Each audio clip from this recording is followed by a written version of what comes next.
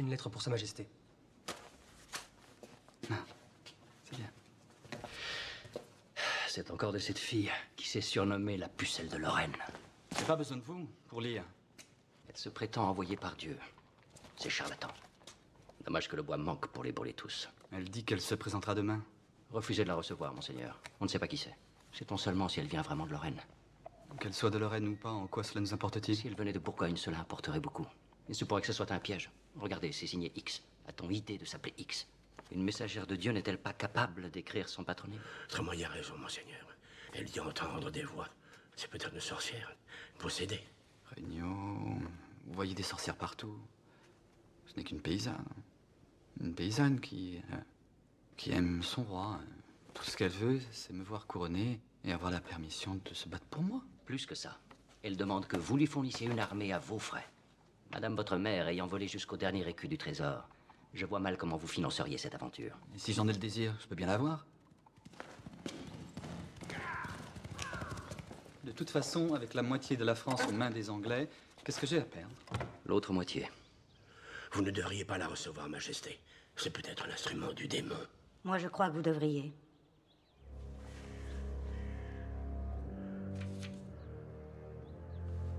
Voilà ce qu'il convient d'appeler une plaisante situation. J'aimerais bien savoir pourquoi ma dévouée belle-mère est convaincue d'une chose quand l'opinion de mes deux conseillers, les plus loyaux et les plus écoutés, semble se situer à l'exact opposé. Parce que votre intérêt m'importe. Approchez. Si vous le permettez, madame, je doute grandement qu'une simple paysanne soit Votre capable... opinion n'a aucune importance, Trémoille. Pas plus que la mienne, d'ailleurs.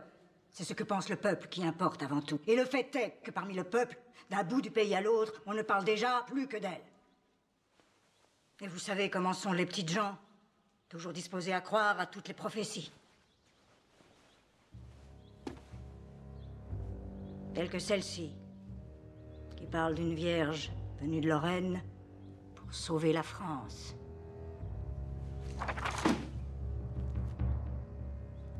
Et aujourd'hui, cette Jeanne se présente. Elle vient de Lorraine. Et soudain naît comme une lueur d'espoir dans les âmes simples de ces gens.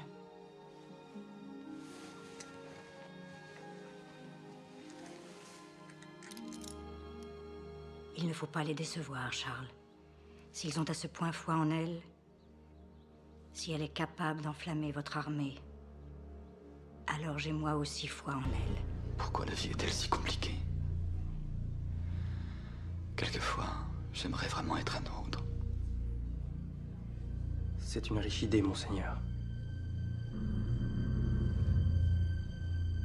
Que veux-tu dire? Qu'un autre se fasse passer pour vous et on verra si elle s'en aperçoit, c'est une excellente idée.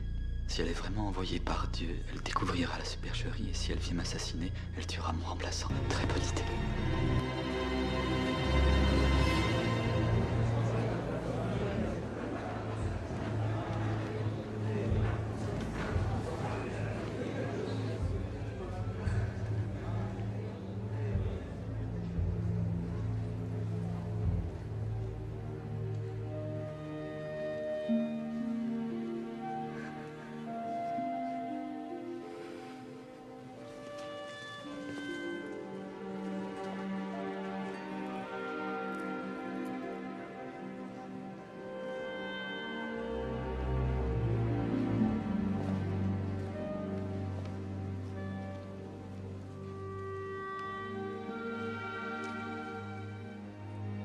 Je viens voir le dauphin.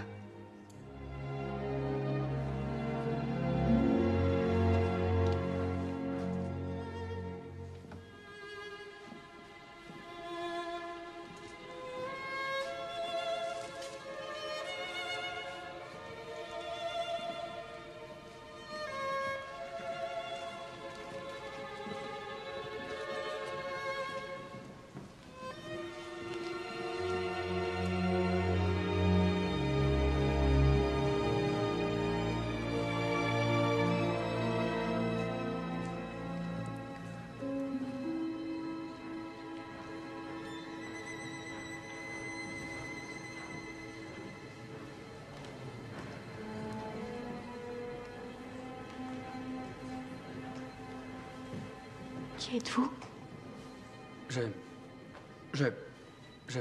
Sa très gracieuse majesté Charles de Valois, dauphin de France. C'est ça.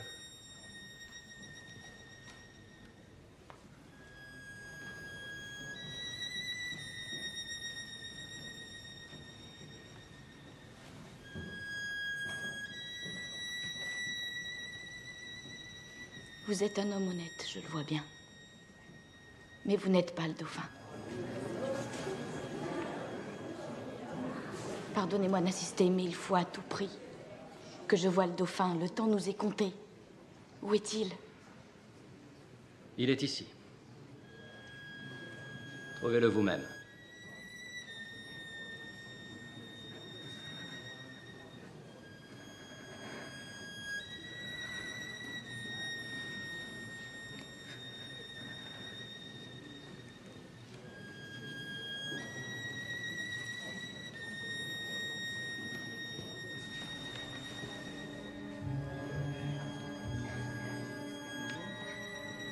Vous allez voir qui passe pour le roi.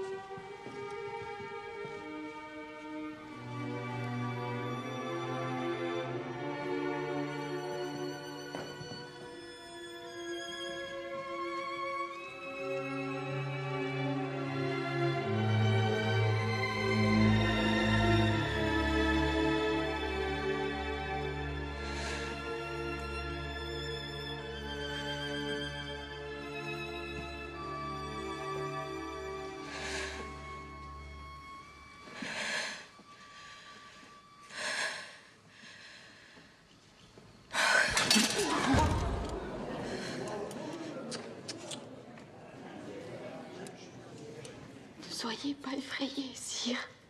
Je ne suis pas le roi. Vous n'êtes pas encore. Mais vous le serez bientôt.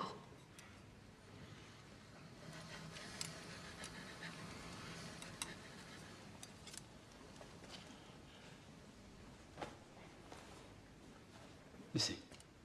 Ici. Comment as-tu su que c'était moi? C'est moi, bien sûr. C'est celui-là, on t'a le murmuré. Celui qui est dans le coin avec le gros nez. Non! Non! Non! Ça va! Reculez! Laissez-la!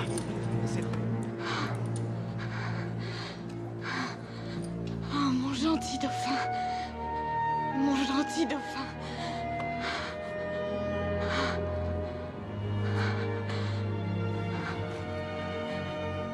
J'ai un message du roi, du ciel, pour vous. Vous seul.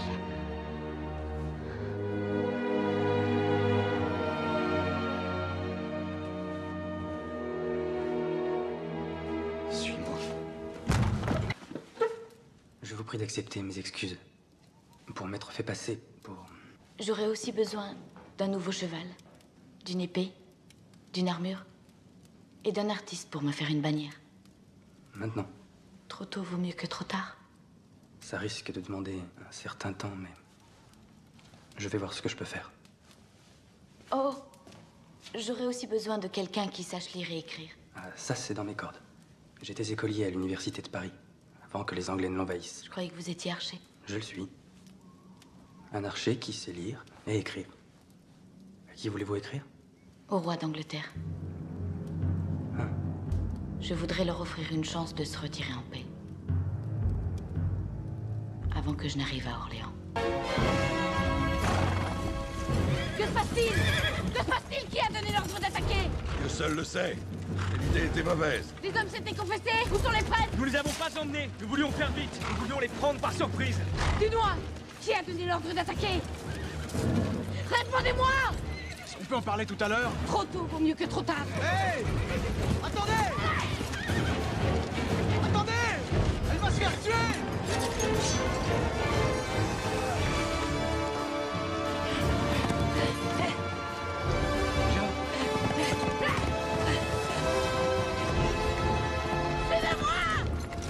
Suivez-moi, je me donnerai la victoire.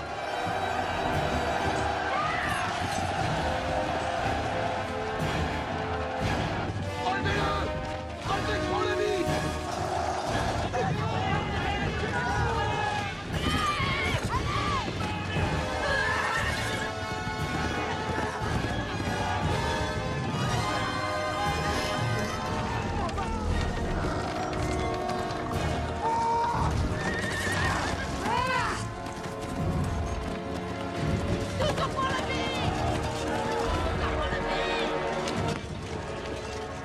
Qu'est-ce qu'elle fait? Tous au pont-levis. Mais il est fermé le pont-levis! C'est pour longtemps.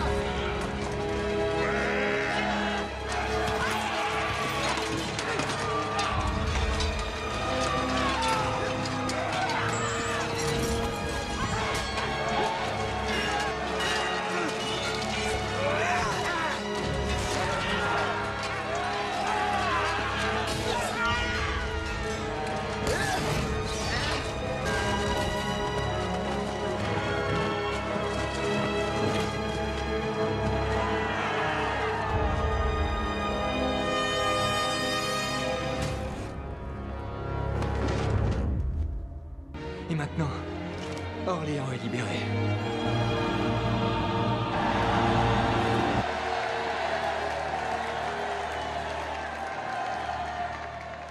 Peut-on dire au tailleur de venir? C'est trop serré, je n'arrive pas à respirer. C'est une couronne, ça? Vous n'auriez pas quelque chose de plus royal? Ce sont les Anglais qui ont la vraie. J'avais oublié à quel point on se sent bien en armure une fois nettoyé. Est-ce que t'as pensé également à nettoyer ce qu'il y a dedans?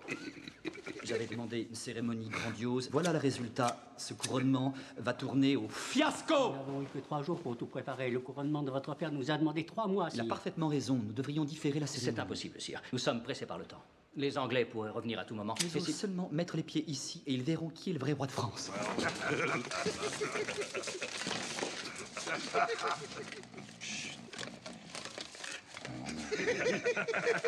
Ces Anglais, maudit soit-il, on aurait dû faire ça à Paris, à Notre-Dame. C'est beaucoup plus prestigieux que Reims, c'est 2 fois plus grand. C'est le symbole, pas la taille qui compte, Charles. C'est bien cela, monseigneur? Oui, madame. Tout vrai roi de France doit d'abord être sacré dans notre grande cathédrale de Reims à l'aide de la sainte huile de Clovis.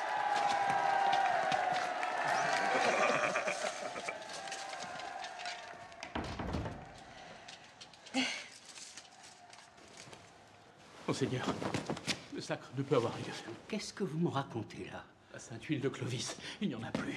Allons donc, c'est impossible. C'est une huile magique. Miraculeuse, je veux dire. Elle est inépuisable. Voyez vous-même. Un problème? Je n'y comprends rien. La sainte huile, la dernière fois, la fiole était presque pleine. Ça remonte à quand? C'était pour le couronnement de Charles VI. Il y a 30 ans de ça, ce n'est pas étonnant. Non mais, vous ne comprenez pas, ce n'est pas n'importe quelle huile. C'est une huile miraculeuse. Elle fut apportée par une colombe directement du ciel, pour le sacre de Clovis, ici même.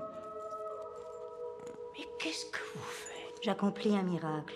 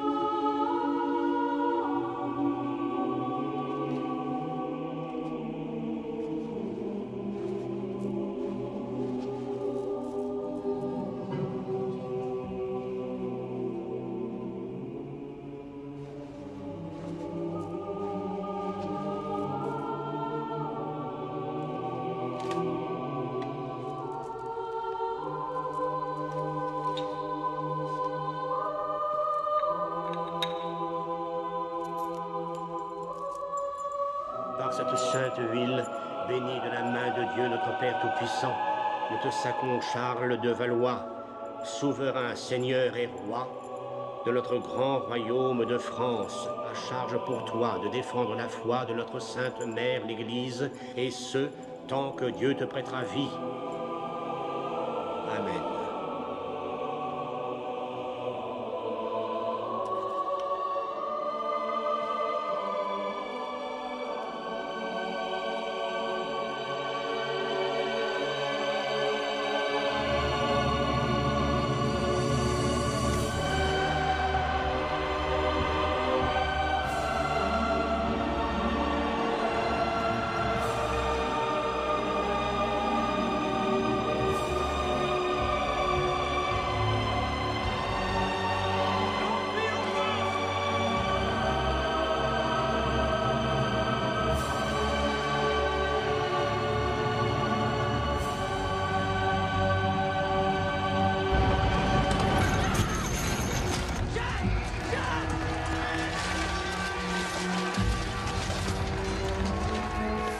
Qu'est-ce que vous faites?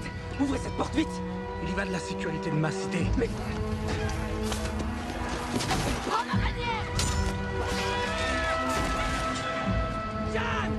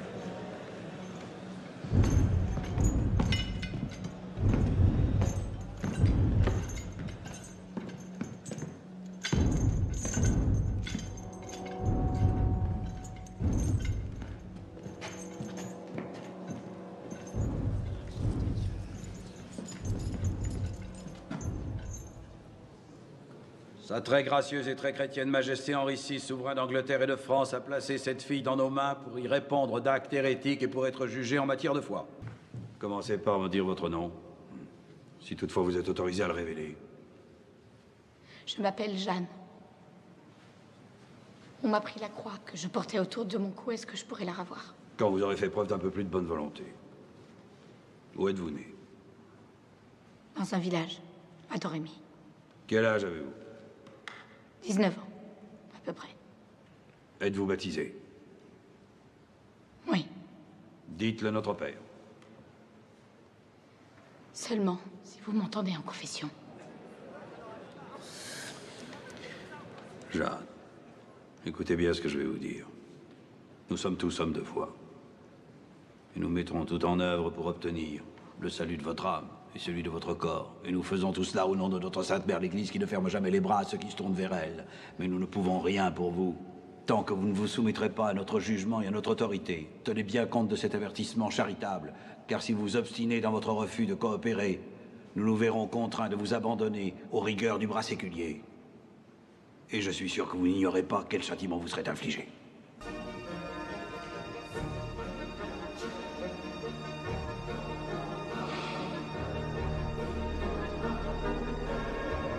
Ego te absolvo, in nomine Patris, et Filii, et Spiritus Sancti. Amen.